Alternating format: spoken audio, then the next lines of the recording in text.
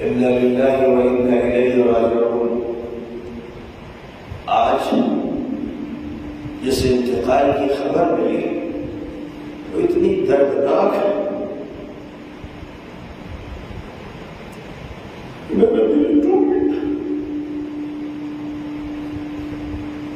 میرے بڑے عزیز بھائی سید حمزہ حسنی ندوی کا آج اصل کے لگ انتقال، اور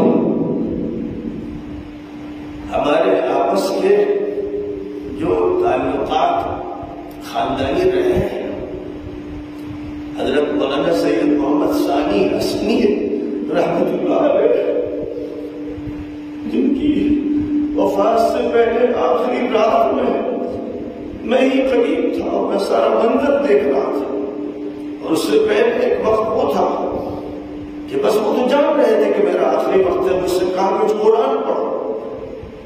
میں نے سورۃ الضحیٰ پڑھی، سورۃ الم نشرح پڑھی، تو بس اتنا خوش ہوئے، وہ چاہتے تھے گلے لگا لیں لیکن وہ اٹھ نہیں سکتے تھے، کہا کہ میں تمہیں بوسہ دوں گا، اور انہوں نے میرے چہرے پر اپنا چہرہ رکھا۔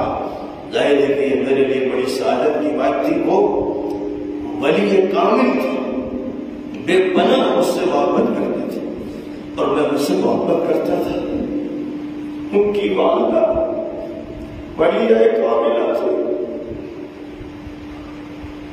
والدہ کی والدہ تو سب جانتے ہیں کہ مولانا علی صاحب کی والدہ تو رابعہ بصریہ تھی، اور عائشہ تسنیم صاحبہ وہ عالمہ بھی، مفکرہ بھی، مصنفہ بھی، شاعرہ بھی، ندیبہ بھی۔ یہ وہ پس منظر ہے، لوگ نہیں جانتے۔ لوگوں نے بھائی اور بھائی کو جدا کرنے کی کوشش کی، لوگ ماموں اور بانجے کے بیچ میں داخل ہو گئے۔ اللہ ایسے لوگوں کو غارت کرے۔ 25ویں رات میں یہ کہہ رہا ہوں کہ اللہ ایسے مجرموں کو غارت کرے، جنہوں نے چاہا کہ ہمارا خاندان توڑ دے، جنہوں نے الزام تراشیاں کی، بہتان ترازیاں کی، جھوٹ بولا۔ یعنی جو دور 1.5-2 سال کا ندوے کا گزرا ہے، جس میں دنیا نے دیکھا کہ طلبہ نے کیسے کیسے ہنگامے کیے، کیونکہ طلبہ کے دل توڑ دیے گئے۔ طلبہ کے ساتھ جو رویہ اختیار کیا گیا، چند ایسے افراد مسلط ہو گئے، خاص طور پر میرے بھائی حمزہ پر ایسے افراد مسلط ہو گئے۔ میں جانتا ہوں، خوب اچھی طرح جانتا ہوں، ان کی تاریخ میرے سامنے ہے۔ ایک تو وہ ہے کہ جو امام النواسب بن گئے، اور ایک وہ ہے جو زہریلا ناصبی ہے، جس کے بارے میں طلبہ کو معلوم ہے کہ مہینے میں 3-4 دن سے پڑھا دیتا تھا اور مہینے کی تنخواہ لیتا رہتا تھا، جس کے لیے یہ کہتے تھے لوگ حرام کھاتے، جن کو عزت کے مقامات کے اور کچھ ایسے گھٹیا مفاد پرست جو ہمارے بھائی کے ارد گرد بیٹھتے تھے اور طرح طرح کی باتیں دماغ میں ڈالتے تھے۔ یہی وہ ٹولہ ہے، حدیثوں کا منکر ناصبی مجرم ٹولہ ہے، جس نے اس 2 سال کے عرصے میں ندوے کو تباہ کر دیا، آگ لگا دی، جس نے خاندان کو توڑنے کی کوشش کی۔ لیکن میرا فیصلہ تھا کہ میں انشاءاللہ خاندان کو توڑنے دوں گا اور نہ ندوے کو توڑنے دوں گا۔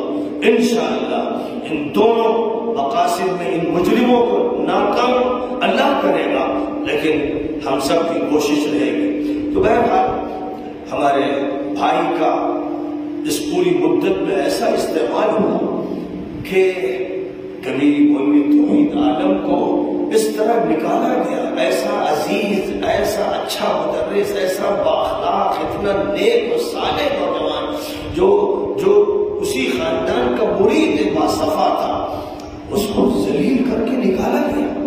یعنی صرف اس وجہ سے کہ وہ سلمان کے ساتھ حالات اتنے بگاڑے گئے، مجھے حیرت ہوتی تھی کہ لوگوں کو کیا ہو گیا۔ بہرحال وہاں سے جو سلسلہ شروع ہوا، اور اس کے بعد جو رویہ اختیار کیا گیا کہ 40 سال سے جو میں کتاب پڑھا رہا تھا وہ چھین لی گئی، جس کتاب پر میں نے محدثانہ تحقیقات پیش کی، اس پر الزام لگا دیا گیا کہ یہ تو کتاب محرف ہو گئی، اس میں ایسی ایسی تبدیلیاں کر دی گئی۔ خوب اچھی طرح سب کو معلوم ہو جانا چاہیے کہ یہ جو کچھ باتیں تھیں ہمارے بھائی حمزہ حسنی کے اندر سے نہیں نکل رہی تھی۔ مسلط تھا ایک امام النواسب اور ایک زہری نواسبی، اللہ نمٹے گا ان سے بھی انشاءاللہ۔ یہ وہ لوگ جو مسلط ہوئے ندوے کو توڑنے کے لیے، یہ مجرم اکٹھا ہو گئے اور ابھی بھی دھوکہ اور فریب چل رہا ہے، لیکن اللہ جانتا ہے، حقائق سے واقف ہے۔ ہمارا بھائی ایک ایسا فرد تھا، ایک ایسے گھر کا فرد تھا، ایک طرف مولانا سید محمد ثانی حسنی، ایک طرف مولانا سید محمد رابع حسنی چچا ہوتے ہیں، بعد میں پھر وہی حسن ہو گئے، اور ایک طرف مولانا سید محمد واضح حسنی۔ یہ سارے افراد ایسے تھے کہ واقعہ یہ ہے کہ اگر یوں کہا جائے کہ آسمان ندوہ کے تارے تھے تو کوئی شک و شبہ نہیں۔ ایک موقع پر مولانا علی میاں صاحب نے یہ کہا کہ لوگ یہ کہتے ہیں کہ اپنے لوگوں کو داخل کر رہے ہیں، میں چیلنج کرتا ہوں کہ کوئی لا کر پیش کر دے۔ اور اس وقت مولانا رابع صاحب کا نام لیا تھا، مولانا واضح صاحب اس وقت نہیں تھے، اور ہم جیسے عاجزوں کا بھی نام لیا تھا کہ پیش کر دے کوئی ان کی مثال۔ تو بہرحال یہ ایک ایسا خاندان اور گھر میں جو خواتین تھیں، خاص طور بزرگ خواتین، وہ تو ایسی زاہدہ، عابدہ، صالحہ، آج بھی ماشاءاللہ جو ہے وہ بھی سب صالحہ ہیں، عابدہ ہیں، اور جو دور گزرا ہے مولانا علی میاں صاحب کا جو دور گزرا ہے، ان سے اوپر کا جو دور گزرا ہے، وہ تو ایسا تابناک دور ہے، روشن دور ہے، ایسا نیکی و تقوی کا دور ہے کہ وہ مثال ہے۔ بہرحال ایسے خاندانوں میں جب بگاڑ پیدا کیا جاتا ہے، بیچ میں لوگ داخل ہوتے ہیں۔ ہم جانتے ہیں کہ حضرت علی رضی اللہ تعالیٰ عنہ سے حضرت زبیر کو بھیڑا دیا گیا، حضرت طلحہ کو بھیڑا دیا گیا، حضرت عائشہ کو بھیڑا دیا گیا، اور بالکل غلط بھیڑا ہے، بیچ والوں نے کیا۔ حضرت طلحہ طائب ہوئے، شہید کر دیا گیا، حضرت زبیر طائب ہوئے، ان کو بھی شہید کر دیا گیا، حضرت عائشہ طائب ہوئی، توبہ کی، عمر بھر روتی تھی کہ مجھ سے غلطی ہوئی۔ ایک وہ بات تھی۔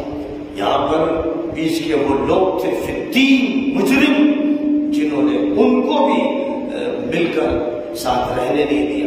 تو ہر دور میں کچھ اس طرح کے لوگ ہوتے ہیں۔ یہی وہ لوگ ہیں جنہوں نے کسی وقت دیوبند کے ٹکڑے کیے، یہی وہ لوگ ہیں جنہوں نے مذاہب کے ٹکڑے کیے، یہی وہ لوگ ہیں جنہوں نے جمیعت العلماء کے 12 ٹکڑے کیے، یہی وہ لوگ ہیں جنہوں نے تبلیغ کے ٹکڑے کیے۔ یہ لوگ ہیں جن کا یہی کام ہے۔ اسی طرح کے کچھ لوگ ندوے میں بھی گھس گئے، مفاد پرست ٹولہ ہے۔ کاش کے لوگ سمجھ جائیں، اب سمجھ جائیں اور ندوے کا تصفیہ کریں۔ لیکن جہاں تک تعلق ہے سید حمزہ حسنی کا، ایک تو وہ وقت تھا جب میں ریاض میں تھا، اور مولانا علی میاں صاحب ہمارے برادر حمزہ کو ساتھ لے کر حجاز تشریف لائے۔ یہ ان کا پہلا سفر تھا۔ مولانا نے چاہا کہ مولانا کے ساتھ رابطے کے سفر میں شریک ہو کر ان کو موقع مل جائے، تو میری ملاقات ہوئی، ریاض میں بھی ہوئی، پھر میں جانا ہے مدینہ منورہ میں روضہ اطہر پر، جس وقت حضرت مولانا کی حاضری ہوئی، میں بھی حاضر تھا اور میرا بھائی حمزہ بھی حاضر تھا۔ تو ہم لوگ سب حیران ہو گئے، جو آس پاس پولیس کھڑی تھی وہ حیران ہو گئی۔ اس بری طرح چیخ کر حمزہ روئے کہ جیسے کوئی ماں کے پاس بلکتا۔ یہ وہ منظر تھا کہ جیسے تڑپ تڑپ کے بلک بلک کے کوئی اپنے نبی پاک علیہ السلام سے درخواست کر رہا کہ اس کے لیے دعا کر دی جائے۔ ان کی چیخیں نکل گئی۔ ظاہر ہے کہ یہ ایک موقع ہے۔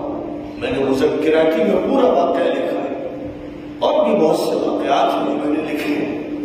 ایک وہ وقت تھا، پھر بہرحال بہت سے دور آئے، اور کوئی تفصیل سے دیکھنا چاہے گا تو مذکراتی کی مختلف جلدوں میں بہت سی باتیں دیکھے گا۔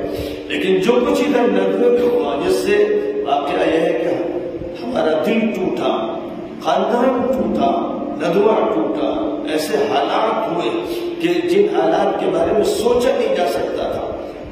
اس کا صدمہ ہمارے بھائی حمزہ کو ہوا اور سخت ہوا۔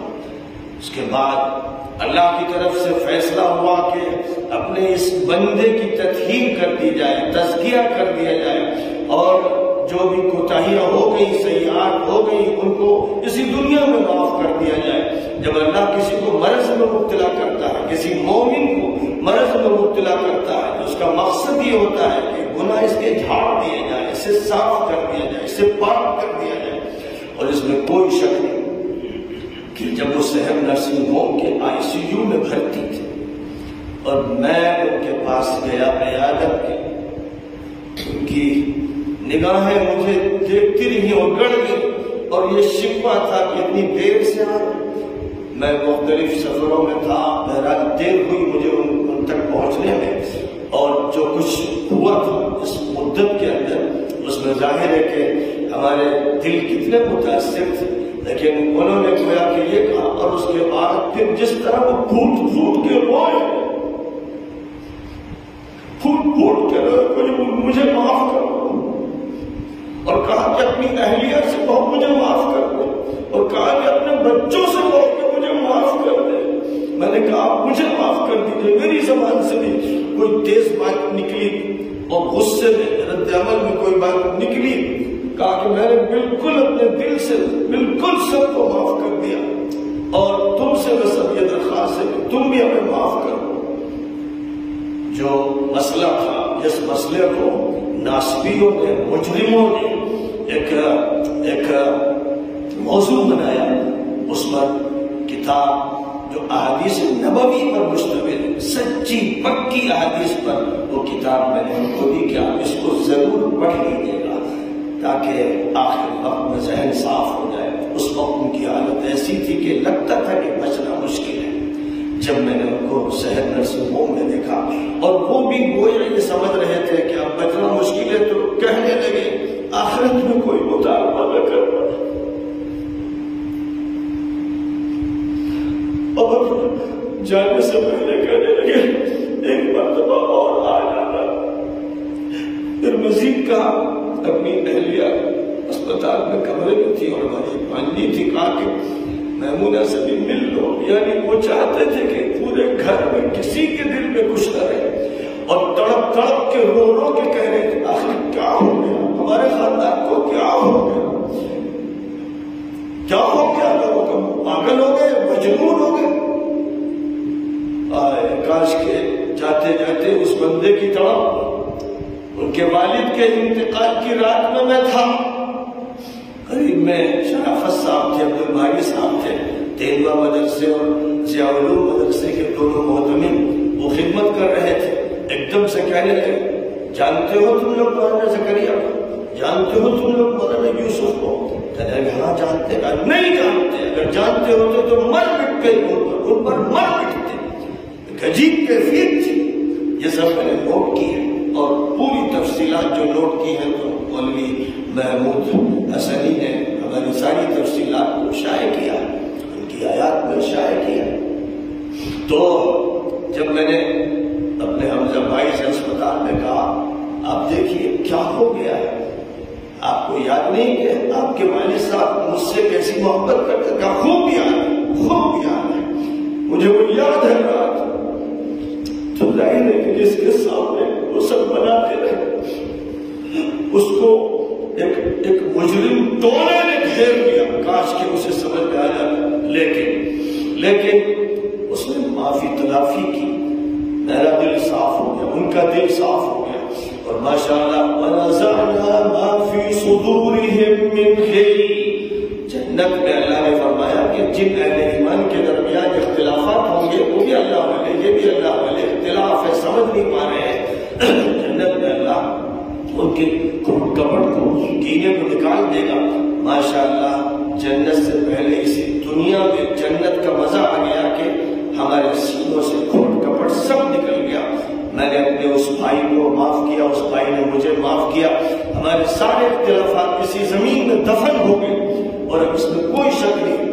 میں دعا کرتا ہوں کہ اللہ اس کو پل پل جنت کی نعمت عطا فرما، اس کی مغفرت فرما، اس پر رحم فرما، گھر کے تمام افراد پر رحم فرما، گھر والی پر اور بچوں پر اور بوڑھے ہمارے ماموں اور رابع پر اللہ رحم فرمائے۔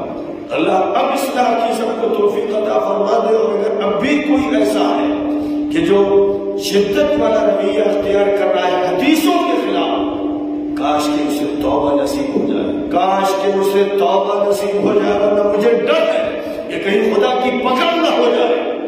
اس لیے وہ سارے لوگ جنہوں نے ایک مسئلے کو بگاڑا، کبھی جمہور کا حوالہ دے کر، کبھی کسی کا حوالہ دے کر، ان سے کہتا ہوں کہ حضور پاک علیہ السلام کی حدیثوں سے جھگڑا مت کرو اور اللہ کی آیات سے جھگڑا مت کرو، ورنہ انجام اچھا نہیں ہوگا۔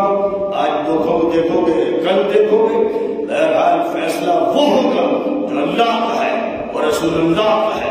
اس سے ہٹ کر جنہوں نے ادھر ادھر کی باتیں کی اور حضرت علی کا حق مارا اور مغرب باغیوں کو آگے بڑھانے کی کوشش کی یا ناصریت کو ثبوت دینے کی کوشش کی، انجام خدا کی قسم اچھا نہیں ہوگا۔ اس لیے سب سے کہتا ہوں توبہ کر لو اور اداروں کو نقصان مت پہنچاؤ، شخصیات کو نقصان مت پہنچاؤ۔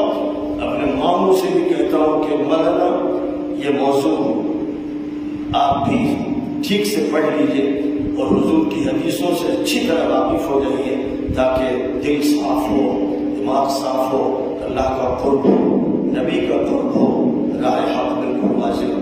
اللهم لك الحمد كما ينبغي لجلال وجهك وعظيم سلطانك۔ اللهم صل على محمد وعلى آل محمد كما صليت على إبراهيم وعلى آل إبراهيم إنك حميد مجيد۔ اللهم بارك على محمد وعلى آل محمد كما باركت على إبراهيم وعلى آل إبراهيم إنك حميد مجيد۔ ربنا آتنا في الدنيا حسنة وفي الآخرة حسنة وقنا عذاب النار۔